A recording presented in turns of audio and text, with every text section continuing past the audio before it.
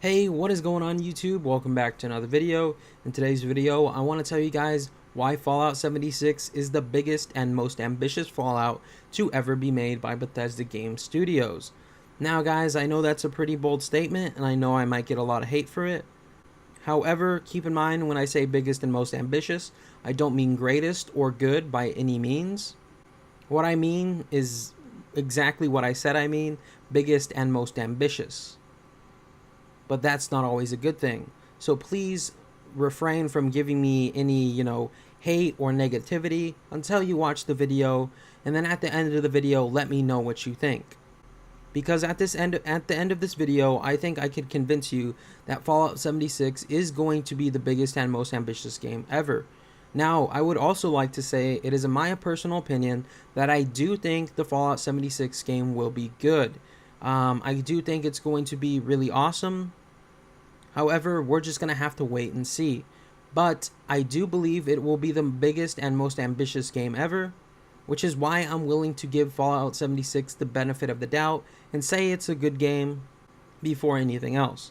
And yes, I know a couple of seconds ago I did just say that. I'm not saying it's good. I'm just telling you guys that I think it might be good. So with that said, let's go ahead and get into the video, and I'm going to tell you guys why I think Fallout 76 is the biggest and ambitious Fallout ever. Now guys, originally I had a lot of concerns with Fallout 76. I thought Fallout 76 was going to be this MMO type garbage.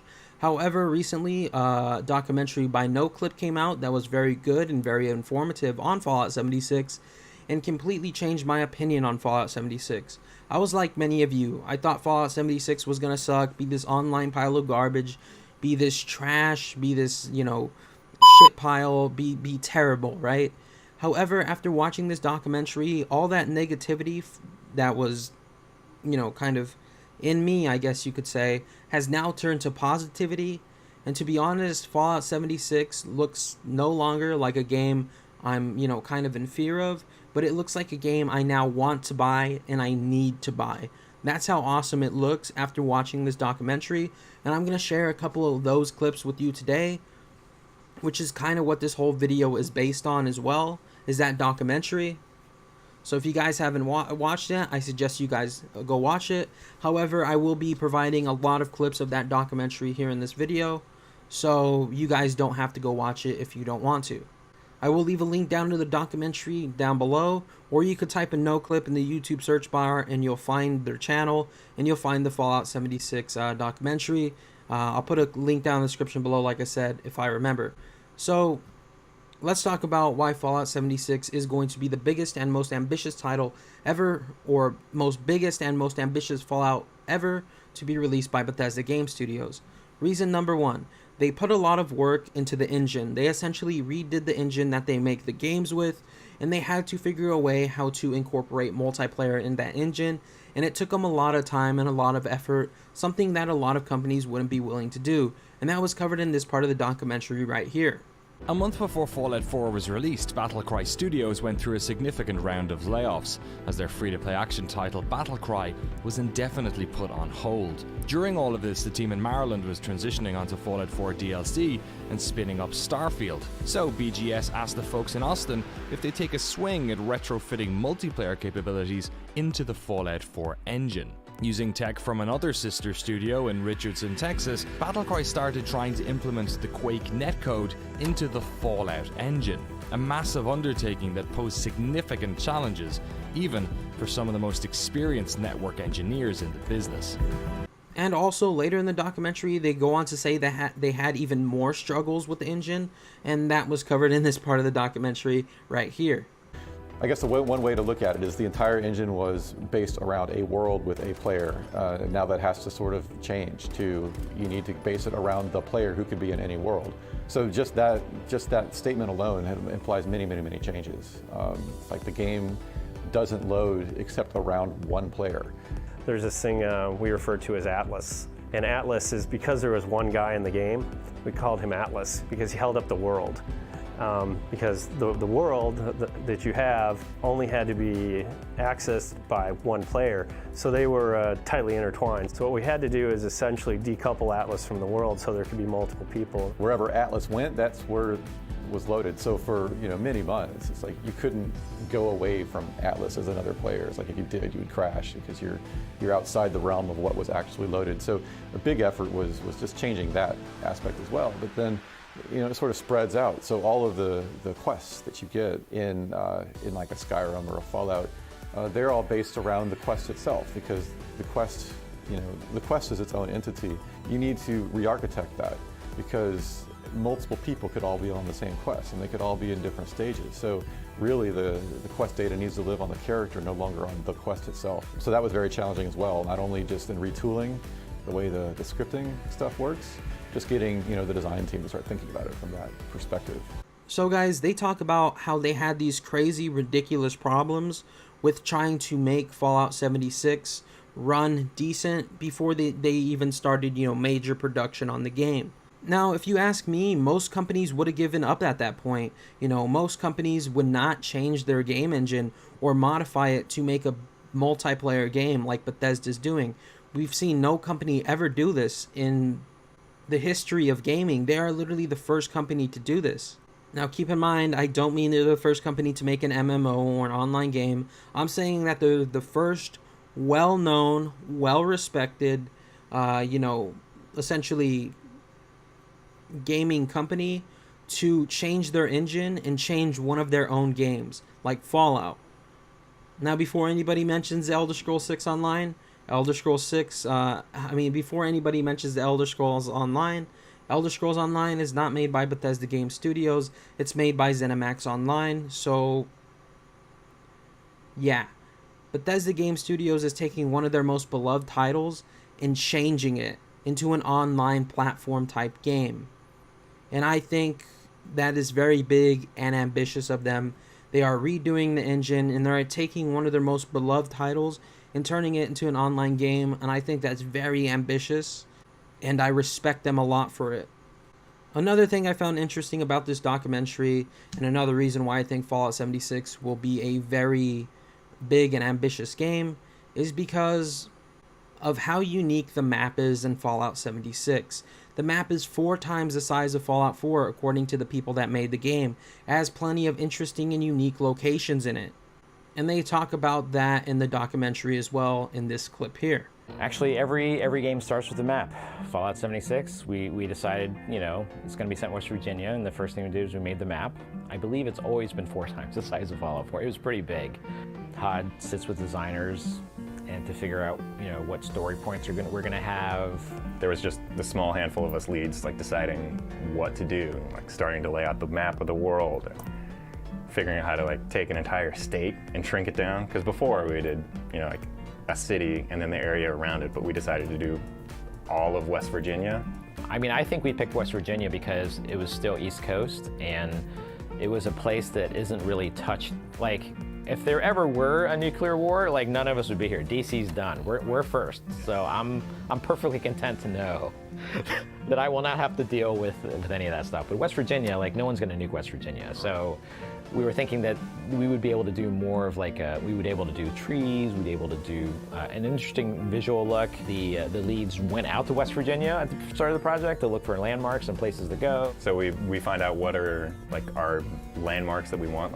We know we want Morgantown and the Summersville Lake and stuff, and we take the real map and just start to redraw it and remix it a little bit to find out how we want things to flow. Because West Virginia also isn't a square, but we kind of had to take, Harper's Ferry is so cool, but it's way out here, poking over Maryland. Let's just kind of shove it back in.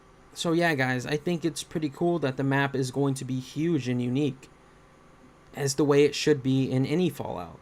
But 4 times the size of Fallout 4, their biggest Fallout yet, that is insane.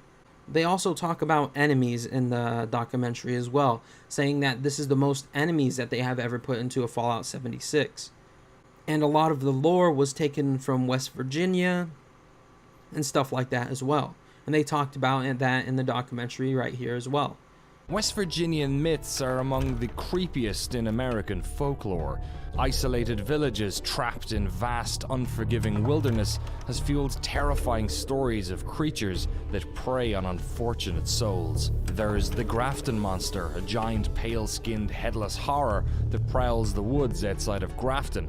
There's the Flatwood Monster with its terrifying cowl and beady eyes. The Snallygaster, a dragon-like demon that haunts an area outside of neighboring DC. And of course, the Mothman, a winged beast with piercing red eyes that prey on those in the Point Pleasant area. Like wandering the real woods of West Virginia, the world of Fallout 76 is full of monsters to hunt or be hunted by. There are far more creatures in 76 too, more varied types of enlarged insects, and everything from two-headed possums to giant sloths, and even intelligent plants. Yeah, the Mothman's incredible because it's a different thing. We've never done it before. We're hoping to do stages to him, early on in the game. Maybe he's just stalking you. You just see these creepy little eyes in the dark. Because it's closer to when the bomb's actually detonated, so there's more radiation. So you can get crazier mutants and giant plants because it's more radiated at that time. It's half-life. It's going to decrease over time. Right. And they've also decided to respect the lore in Fallout 76, which I think is something that's very unique and very interesting and very important to the Fallout universe. Because they did a lot of work to the AI. They were originally going to put raiders in the game, but raiders wouldn't have been around at the time 25 years after the bombs had fallen. So they talk about how they worked their way around that, and that was in this part of the documentary here. While the team had been adding plenty more new creatures to battle, they hummed and hawed over the inclusion of other AI humans. They wanted to make sure the feeling of running into other humans was special, and if the world was full of raiders, then instead of hearing distant gunfire and knowing it was another player, they'd spend large parts of the game trying to discern if somebody was human or an AI. On top of that, the lore of the game couldn't really support the idea of raiders. Fallout 76 takes place 25 years after the bombs were dropped. Vault 76 is one of a number of control vaults, meaning that instead of doing weird experiments on those inside, this vault was genuinely used to house people for a generation before leaving them out to rebuild society again. So this world has yet to be reclaimed by one faction or another, and so the decision was made to leave West Virginia bereft of other humans. But this caused a problem. Gun combat with AI is a central pillar of the Fallout experience. So they leaned into the lore and created a new faction of intelligent ghouls called the Scorched. Where they're kind of like feral ghouls that are not quite so far gone. They still know how to use guns. So that's essentially our raiders, are the Scorched. But yeah, then most of the other things are just all the creatures and things like that. And I think it's like 63 things that we have now, because we had all the ones that we had before updated and fixed those, and then add all these new ones too. And they also talk about a unique faction they added called the Scorched. Now, I didn't think there was going to be any factions in the game. We were told that there wasn't going to be any NPCs in the game, and that kind of meant there would be no factions, no Brotherhood of Steel, no Enclave, no Institute, no anybody besides robots, like they confirmed. However, they talk about this faction called the Scorched. That's a bunch of ghouls, and I found it pretty interesting. And I think it's pretty awesome that we'll see a faction in Fallout 76, even if we can't side or do quests for them. And something else that I found really awesome was not only is the map going to be big and huge like we talked about earlier, but it's going to have 6 different regions, which are all going to be unique and interesting. You might start off in some type of grassy land, and then it might move off into some kind of wasteland, kind of like what we know as the Fallout series, or you might be in this lush, beautiful forest. But there's all kinds of different biomes in these 6 different places or unique sections of the map, and they also talk about that in the documentary here. The map of 76 is large, but it's been divided into a half dozen areas with their own flavour and difficulty. While you may emerge into the relative beauty of a green forest, there are much less forgiving areas of the map for you to explore. A hollowed out mountaintop, soggy floodlands, festering toxic wastelands, swampy woods, and a colossal mountain range that bisects the entire map. The new dynamic weather system can also have an impact on the player, with distant radstorms warding off expedition parties. And I think that's really awesome that they decided to make 6 different, kind of areas and biomes, each with their own unique diversity. their own enemies and stuff like that. I think that's awesome. We usually see that in the Fallout game, but we're seeing it on a much larger scale, and it just kind of blows me away. Not only do they talk about the work that they did to the map, they also talked about how they made it more detailed, how they made the AI better when it comes to the enemies and how the enemies interact with other people. They had to completely redo that. They also talk about how they did immersive lighting and other things like that in the part of the documentary right here. The world of 76 is larger and more detailed than their previous games, and featuring a bunch of new technology that the team may just be testing out for future games. They have a new system to propagate woods, a vastly improved dynamic lighting model, subsurface scattering, and far more complex animations for creatures who are going to be attacked by multiple players for the very first time. And that's not all. They also go on to give more map details. So we do get sort of like the typical Fallout areas in certain spots. Like when you first start at the game, it's kind of nice and welcoming, but then you get to the crappier, dangerous parts and get the more traditional feel. Because this area it was like factories and things like that. And our justification for why it's all caked in white powder is that those factories were like full of chemicals and everything spilled out. With all the hills and the topography of the area, it's really beneficial for that, because Fallout 4 was actually like a really flat game, so it's hard to get those landmarks. Thankfully there's like skyscrapers and Diamond City, that giant glow, but in this case we have like an entire mountain range that bisects the map. So we can take that and put all these different landmarks on that. Like we made this ski resort called the Top of the World, which basically looks like a giant red UFO, and that's like a thumbtack in the middle of the map that you can orient yourself around. And then we have the giant bucket wheel excavator on another side. But it's also designed in that way where you're supposed to sort of lose where you're at once you go down in those hills. So you're deep in the valley, you're like, where am I at?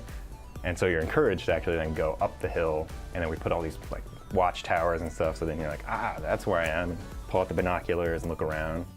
They talked about how they made the map unique and interesting, and how they put a lot of unique locations so people can explore. And I think that's really awesome, really cool that they're putting a lot of work into this map, because we all know the map is the most important part of any Fallout game.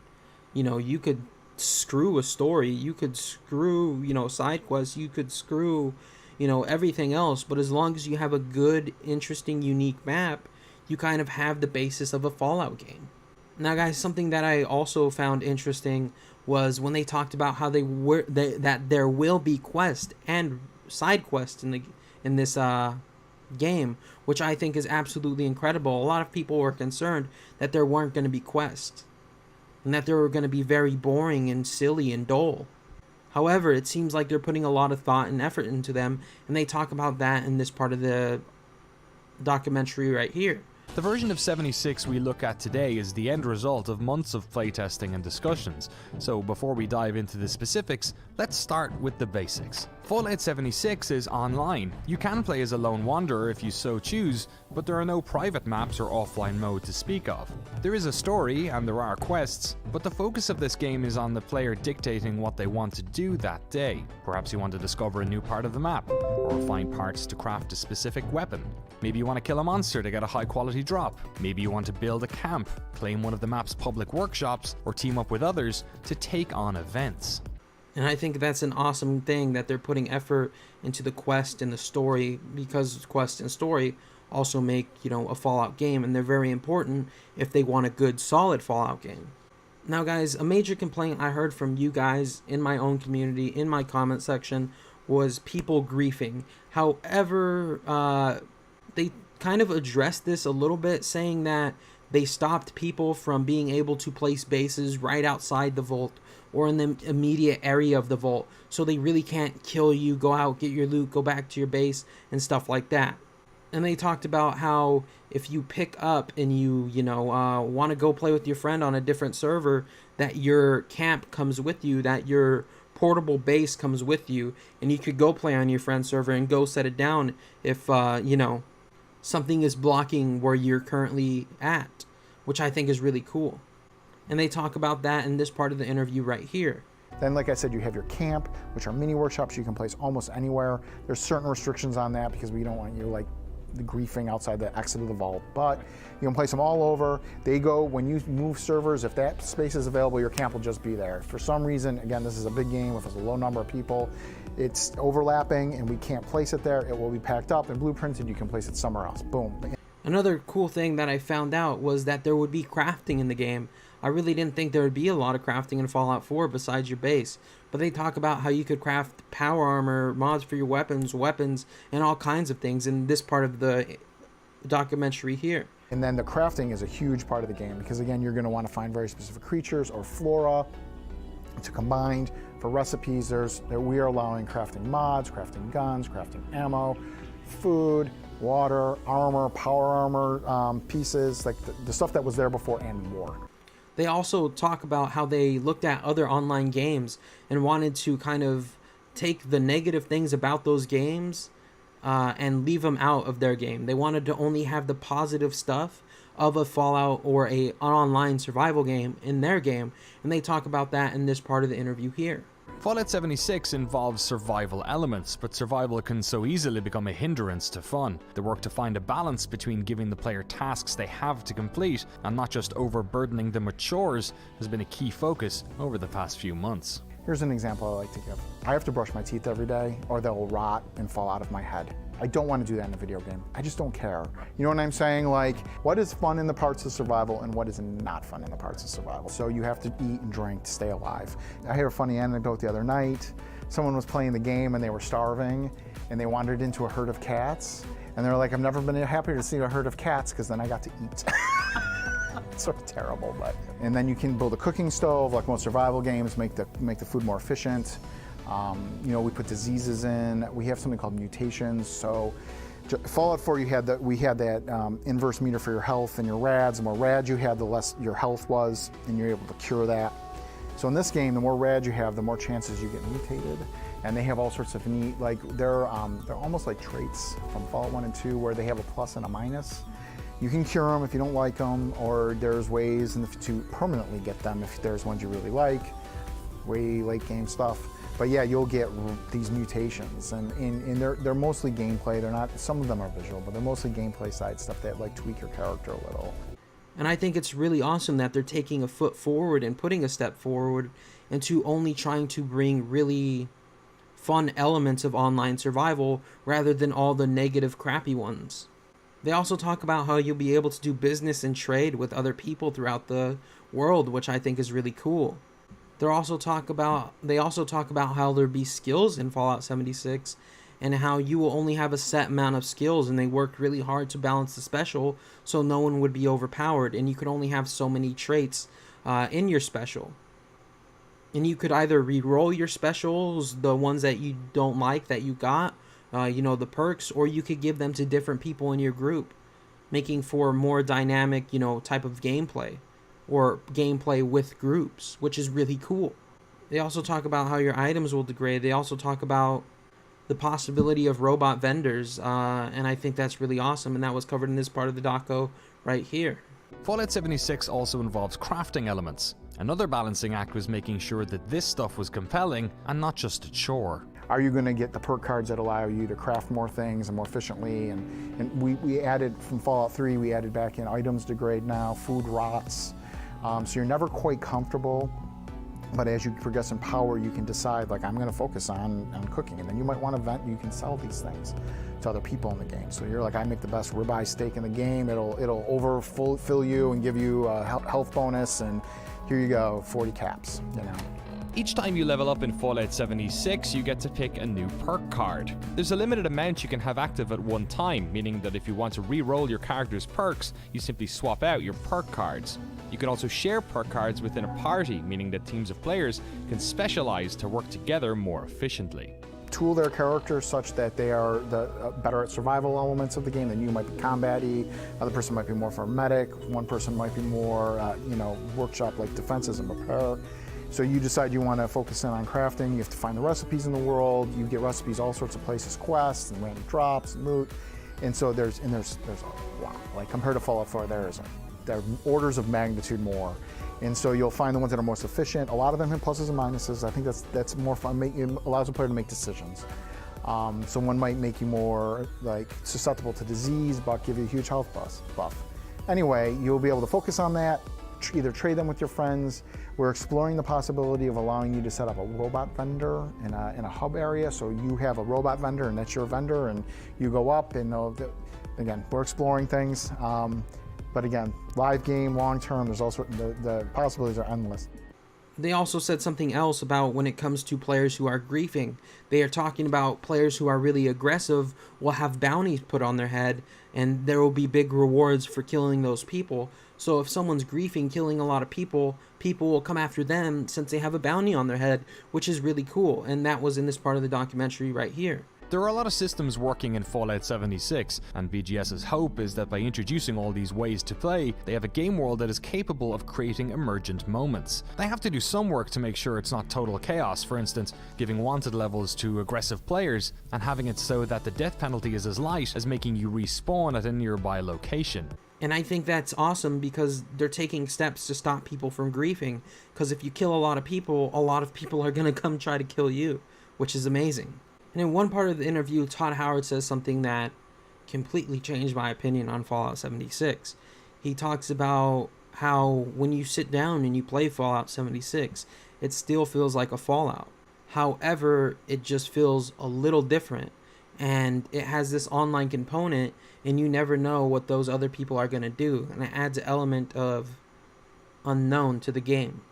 And he talks about that in this part of the interview right here. But according to Todd, the design of this multiplayer Fallout is an exercise in not just knowing when to control the player, but crucially, when not to. Once we were really playing together and saw that collision of people and systems, that's where you say like, oh, this is still Fallout. Like if you sit down and play it, it feels like Fallout, but its loop and mood are very different. The other players are a system that we don't control in a great way. Let's not shy away from it. Let's kind of solve it. Let them collide. And where there's extra bad griefing or systems, we have a number of levers in place. But that for me is where a lot of the drama is. Like, let's let them all collide. And it'll be messy for a little bit, but we can solve it. I'd rather do that than like play it safe. It's like boring. And I think that's really cool that they don't want the game to be boring. They want it to feel like Fallout, but also have a different, element to it. And I completely respect them for that. And I think that's really awesome. Another thing that I think was really awesome is they talked about how many people are going to be on a server.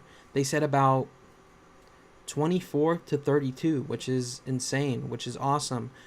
I mean, even if you put 32 people on the Fallout 4 map, you probably wouldn't run into each other all that often.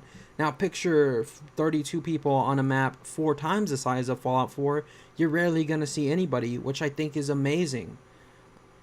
It doesn't make sense to see 100 people running around in Apocalypse, but 34, that seems pretty like a good number. It doesn't seem like it's too much of an MMO, it just seems like it's kind of multiplayer at that point.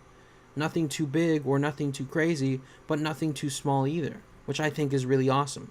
And they talk about that in this part of the interview right here. One of the elements the team struggled with was figuring out how many players should be able to play together at once. It's a decision that involved both engineering and game design. On one hand, you have to look at the servers and see how many players they can support and keep that same level of fidelity we're used to in games like Fallout 4. And on the other hand, the game designers want to know how often players should run into each other to try and keep that moment special. So yeah, that's been a challenge. It's like, how do we keep the feel of these games, like where it's a world where you can interact with everything, and that's part of the appeal of a Skyrim, right? It's like you see a jar on a table, you can pick up and mess with the jar, you can knock it off, and you can do whatever you want. Get AI to do crazy things. Yeah, it's a continual balancing act. That's part of the art, right? It's like, do you cut content or do you do more technical work to try to make the content work? And it's like it's a call.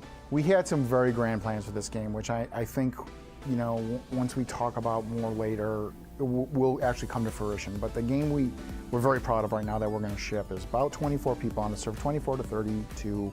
One of the things that Todd pushed for the whole time, which we were all scared about a little, was you're going to open up the paper map and see this huge area, and you're going to see where the other people are, for good or ill.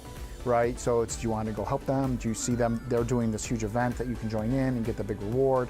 Do you want to try to shoot them? However, that our PvP system ends up working out. You know, do you want to trade with them? They will become friends that you follow across all the servers. So all the servers are you know, 24-person instance. You load in, you go in, it'll be full of people. You'll be able to play with them, quest with them, or ignore them. Have your teams and buddies. Like if you're my buddy and you load in the game, I can just jump and immediately join you in your world, and it's seamless. Like you just, it's basically a load screen, you're in. Something else I found interesting is that there's no end game. They wanted to put something in the game that was really hard for people to achieve, but had a different outcome each and every single time. They also talk about how there'd be legendary weapons and stuff like that, so people will have more of an incentive to go out and look for loot, and they talk about that in this part of the documentary right here. Fallout 76 is a live game, meaning that, like games like Destiny or Warframe, eventually players are going to reach the point where they've done most of what there is to do. The studio has been working on a team deathmatch mode, which should help, but one of the challenges they've had was to introduce an endgame that was hard enough to challenge high-level players, while also somewhat repeatable. What they landed on was a cyclical nuclear war. The map of 76 has a number of nuclear bunkers. Teams of players will have to work together not only to find the nuclear codes, but to solve puzzles to reveal them, and to push the button to launch the nukes. The end goal in this game is this. It's a cyclical story with the nukes. These huge winged bat-like creatures crawl up out of the world called Scorched beasts. You're supposed to find the nuke codes to kill them, to seal their fissures. That also, again, irradiates the world. It'll put a big, you know, the nuclear weather there, and all the flora and fauna will then change to be higher level and have rarer drops. You know, rare crafting materials in certain sought-after, basically items and materials. Legendary. Going back to the legendary system, we added more tiers to the legendary system for weapons and armor. So you'll find those things there, and then that area will fade down over a certain period of time, and players will have to find the nukes again. And depending on where you nuke, different things will appear because there'll be different flora and fauna there. How are they deciding? Are they working together against the world, or are they working together against themselves? And then what happens when you get a group of people that want to work against other players versus a group of players who want to work against the world, and then they get nukes? Do they create an online Cold War? Do they all decide to just blow up everything? So I think the nuke part is probably the one I'm most interested in seeing what they do. And we're trying to make it fun where it's fun to just launch them. Because it's very hard to like, all right, you have the codes to a nuclear missile. You're like, you know what, I don't want to launch it. If you can sort of incentivize them to, hey, it's gonna be really fun to launch it where people aren't, and make that part of the world this high-level zone. So that kind of design I like a lot. Okay, it's gonna be a high-level zone, you're gonna roll in your power armor, you're gonna make this really hard level for yourself. I'm really interested in what people do there. And to be honest, guys, I think it's really cool that there's not going to be an end game, or an end game where you could do it multiple times. I mean, once you complete a game like Destiny, you know, there's really not much to do. Once you complete any online game, there's really not much to do. But it seems like they've thought ahead, and they want to put, you know, no end game in Fallout 76. So there will always be something to do, and always something to work towards. They already said you're not going to lose your character, and you're not going to lose your base, so you'll just continue on, and I think that's really cool. And it will be a different gameplay experience and a unique gameplay experience each and every single time. Something else they talk about is microtransactions, and they talk about them in a good way. They say that they're only going to be cosmetic, and that you'll be able to earn them through in-game, you know, activity as well. And they say the reason why they have microtransactions is so they could constantly update the game for everybody to enjoy and play. And I think that's really awesome, and they cover that in this part of the documentary right here. Fallout 76 is a full-priced game, but the team is planning to support the game with free updates for years to come. The game will feature microtransactions, but Bethesda told us that these will only come in the form of cosmetics. Bethesda said that this is a crucial element of allowing them to support dedicated servers and keep DLC free, and that any purchasable cosmetics available will also be available to earn through gameplay. So I think it's really cool that they're going to have microtransactions that are just, you know, cosmetics that really don't make the game a pay-to-win situation. And I really like that because, you know, they're going to constantly work on it and update it. And I understand why they'll have those type of microtransactions in the game. And I think it'll work perfectly. It won't be a pay-to-win situation. It'll just benefit the game in every way, shape, and form. They'll be able to do more and add more, which is amazing. And the last thing that interested me and kind of sold me on this was they said that they're going to look at what people enjoy and what people don't like about Fallout 76. And they said that they are going to add more of what people like about Fallout 76 and updates and stuff like that. And I thought that was really cool. It's really cool to see that they're going to listen to the community, the gaming community who plays the game, for feedback on the game, saying, hey, we like this, we don't like this. And it's really cool that they'll add more of that for the gamers to play. Chris, who's worked on supporting online games since Ultima Online, gave us some insight into how they're planning to support Fallout 76 post-launch. The plans are still coming together, but we do have a plan. So the plan is to have part of the team sort of support the game, roll out as much content updates as possible to keep the game fresh. I think if you've been around live games, you know that they live or die by how fast you can get updates out. So we need to be able to push decent updates out at a regular rate. At the same time, have some of the team working on big content beats, right? So we want to have some people working on something a little bit larger for people to consume, and have those sort of hit at longer intervals. So if you can sort of imagine it, you have one long beat, which is the larger content updates that are hitting, and then in between that are lots of little beats, which are the frequent updates that we're trying to push out. Whether that just be like new events or just new free items that we give away, we'll just try to keep the game fresh. That's the plan, right? So I guess what's that military adage is like, yeah, every plan is great until the first shot's fired. Right. So I imagine we'll have to be doing a lot of adjustments to the plan as soon as it goes live. So I think part of that is you can plan out all the content you want, but then once players start playing the game and you can observe how they play the game, what they like and what they don't like, you need to change the plan based on that stuff. You need to give the players something that they're passionate about. As a designer, you might think that this feature you put into the game is really, really cool and nobody plays it. Well, you probably shouldn't double down on the thing that nobody plays. You should probably double down on the features that the people actually play. So we might have to change our plans based upon how we see players working with the game when they play it. And I just think that's really awesome, guys. This game looks like it's shaping up to be the dream game, in my opinion. I know I might get a lot of hate for saying this, but to be honest, this looks like a dream Fallout to me. I love survival RPG games, and maybe I'm a little biased, but it just looks like a perfect Fallout, and it looks like it's not this piece of garbage that people thought it initially was. It looks like they put a lot of time and effort into thinking about every aspect of the game to make it perfect. And it looks like they did that, and honestly, I can't wait to get my hands on Fallout 76. It seems like it is the biggest and most ambitious Fallout yet. It was their most challenging one to make, and they made it. And they made it good. Or at least from what we've seen, they made it good. And I think that's really awesome. Anyways, guys, hope you did enjoy this video. If you did, drop a like, comment, and subscribe. No, it was a little long. Hope you guys will enjoy it. But yeah, thank you all for watching. And I hope to see you guys right back here next time. And we will be elaborating on some of the stuff we talked about in future videos and kind of, formulating ideas and opinions like we usually do. So, yeah. But until next time, thank you guys for watching, and I'll see you guys next time. Bye, everyone.